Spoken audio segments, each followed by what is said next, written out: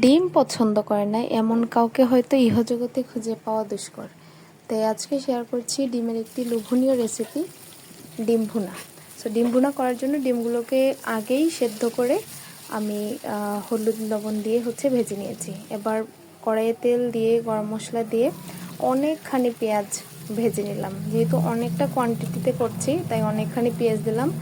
এর মধ্যে আমি ব্লেন্ড করে দিয়ে দিলাম আদা রসুন বাটা পেস্ট, দিয়ে দিয়েছিলাম রেগুলার যে মশলাগুলো আছে এগুলো দিয়ে দিয়েছি, লবণ। এবার অনেকখানি কষাতে হবে, যেহেতু অনেকটা কোয়ান্টিটিতে, তাই তেল মশলা সব কিছুর পরিমাণই একটু বেশি। এবার কষে তেল ছেড়ে আসলে দিয়ে দিলাম ভেজে রাখা ডিমগুলো, দিয়ে দিলাম অনেকগুলো কাঁচামরিচ। এবার মিক্স করে নেওয়ার পালা।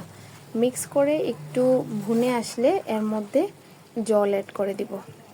জলটা অ্যাড করছি যেভাবে কনসিস্টেন্সি চাচ্ছেন ওই অনুপাতে জল মিক্স করে ফুটিয়ে নিলেই রেডি হয়ে যাবে। Thank you very much for watching. Tata.